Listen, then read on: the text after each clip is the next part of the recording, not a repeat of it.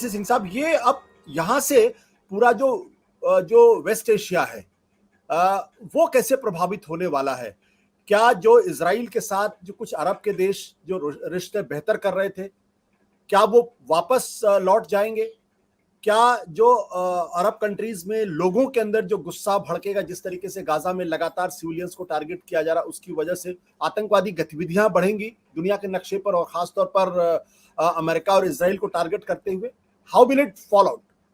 देखो, एक तो हफ्ते तो खुली छुट्टी इजराइल को दे दी है अमेरिका ने कि आपने जो करना करो। तो इनके अगर 1200 मरे हो, 5-7-10 हजार आदमी उनके मारे उन्होंने उड़ा देनी, उनकी बिल्डिंग उड़ा देनी है। लेकिन एकदम हमास को खत्म करना मुश्किल होगा। हमास पे ये लगता है, इसकी इंतजार में है कि इनकी फौज अंदर आए, अंदर दूर से अटैक ना करे। जब फौज अंदर आएगी, वो बड़े संगनी बिल्डिंग्स हैं, छोटी छोटी गलियां हैं, और ये कहा जाता है कि हमास ने एक अंडरग्राउंड टनल सिस्टम, सुरंगें बनाई हुई हैं, क्योंकि उनका ऊपर से इतना ज्यादा ड्रोन्स और सैटेलाइट उनको देखते रहते हैं कौन कहां पे है। उन्होंने जमीन के नीचे, सिविलियन एरियाज के नीचे सुरंगों में अपना प्रवेश करके वहां पे उन्होंने हथियार वगैरह रखे हैं। और कहा यह भी जाता है कि शायद जो पकड़ के लोगों को लेके गए हैं किडनैप करके, उनको भी वहां रखा हो। तो उनमें घुस के लड़ाई करना, देखो, एक ताकतवर शक्ति होती है जिसके पास टैंक हैं, तोपें हैं, हवाई जहाज हैं। लेकिन जब आप शहर में घुस के लड़ाई करते हो तो वो उनका इस्तेमाल नहीं कर सकते। फिर आपको हैंड टू हैंड करना पड़ेगा, हाथों से लड़ाई लड़नी पड़ेगी। उसमें फिर बराबर जमीन पे आ गए दोनों। फिर उसमें हमास और इजराइल के बीच में फर्क नहीं रहता, और उनका एरिया है, उनको गलियां पता है, उनको बिल्डिंग्स पता है, सुरंगें पता है। तो ये चीज हफ्ते 10 दिन में तो हमास खत्म नहीं होने वाली। तो लगता है ये 1-2 हफ्ते में कुछ प्रदर्शन शुरू हो चुके हैं, मिस्र में हो और जगह। देखो, इमरात वगैरह तो अभी वापस नहीं जाएगा, वहां पे लोकल पॉपुलेशन छोटी है, उसमें कोई इतना प्रदर्शन होने का संकेत नहीं है। लेकिन सऊदी अरेबिया तो पीछे हट गया, उनके तो 4 करोड़ आदमी है, वो रिस्क नहीं ले सकते कि वहां पे अगर कोई ऐसी बगावत शुरू हो जाए। ये प्रॉब्लम आएगी जॉर्डन को, आएगी मिस्र को, आएगी इनमें अल्जीरिया को, टूनिसिया को, मोरक्को को। इन देशों में इसकी प्रॉब्लम आएगी। जहां प्रदर्शन अगर शुरू हो गए तो वहां जो अमेरिका के साथ दोस्ती वाली सरकारें हैं, उन पे प्रेशर पड़ेगा इसका। तो इसलिए 1-2 हफ्ते में जो इजराइल कर सकता है करे। उसके बाद जो मार मरिया, ह्यूमैनिटेरियन क्राइसिस एक लिमिट क्रॉस कर जाएगा, फिर उसकी फोटो जो हैं वो सोशल मीडिया पे ज्यादा आएंगी। जो अत्याचार हमास ने किए हैं वो पीछे रह जाएंगे। अभी इजराइल को सोचना पड़ेगा। कल उन्होंने मिली जुली एक कोलिशन गवर्नमेंट गठबंधन की बना ली है, जिसमें 2 आर्मी चीफ जो अपोजिशन में थे उनको ले लिया है।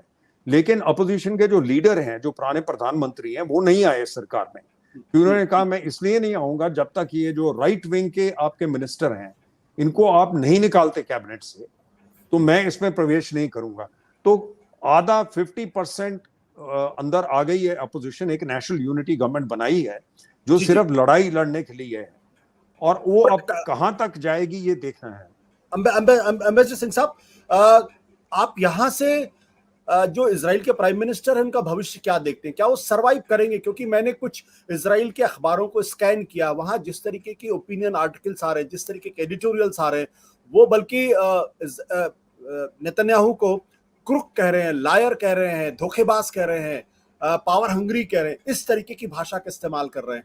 तो क्या आपको लगता है कि इस क्राइसिस को बेंजामिन नेतन्याहू सरवाइव कर पाएंगे, या कुछ दिनों के बाद उनको हटा दिया जाएगा?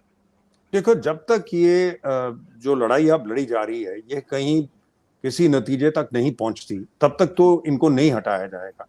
मेरे को लगता है एक इलेक्शन दोबारा होगी इजराइल में, क्योंकि इसी के बीच में इसको निकालना मुश्किल है। इसको निकाल भी आप दोगे तो विपक्ष के पास नंबर नहीं है, गिनती नहीं है कि वो अपनी सरकार बना सके। ना वो इन लोगों के साथ बनाना चाहते हैं जो इतने राइट विंग हैं, जिन करके ये मुसीबत सारी खड़ी हुई है।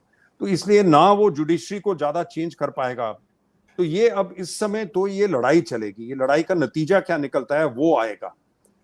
अब कितना नुकसान ये हमास का कर पाते हैं, इनको वापस आना पड़ता है, वो भी नेतन्याहू के खिलाफ जाएगा। अगर बड़ी लीडरशिप हमास की ये खत्म नहीं कर पाए, वो नेतन्याहू के खिलाफ जाएगा। अगर बिल्कुल ही इन्होंने मार मरैया वहां पे कर दिया, वो इजराइल के खिलाफ जाएगा, कहेंगे कि आप जो बिना दोष के सिविलियन है उसको क्यों मार रहे हैं आप। हाँ, वो भी हमास के काबू में है, वो कौन सी उन्होंने हम इन लीडरों के साथ मिले हुए हैं, हमें क्या पता कौन किसके साथ है।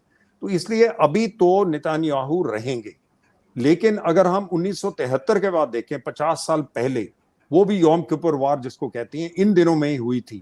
तो गोल्डा मेयर जो वहां की प्रधानमंत्री थी, उनको छोड़ना पड़ा 73 के बाद। हालांकि इजराइल ने शुरू में मिस्र की फौज अंदर आ गई, लेकिन इन्होंने बाद में उनको घेर लिया था। तो वो हारी नहीं थी इजराइल की फौज, लेकिन क्योंकि मिस्र ने दिखा दिया था कि हम बारलेफ लाइन क्रॉस कर सकते हैं, तो गोल्डा मेयर नहीं रही। तो इसलिए नेतन्याहू, मेरा नहीं ख्याल, मीडियम टर्म में रहेंगे, शॉर्ट टर्म में रहेंगे, जब तक ये नतीजा इसका ये कहीं कहाँ कैसे खत्म होगा या कहाँ जाके सीज फायर होगा या इसका क्या नतीजा निकलेगा, उसके बाद एक और इलेक्शन होगी, वो इलेक्शन के बाद फिर पता लगे। लेकिन नेतन्याहू, मेरा नहीं ख्याल उसमें आ पाएंगे। सत्य हिंदी का ऐप डाउनलोड करें गूगल प्ले स्टोर पर।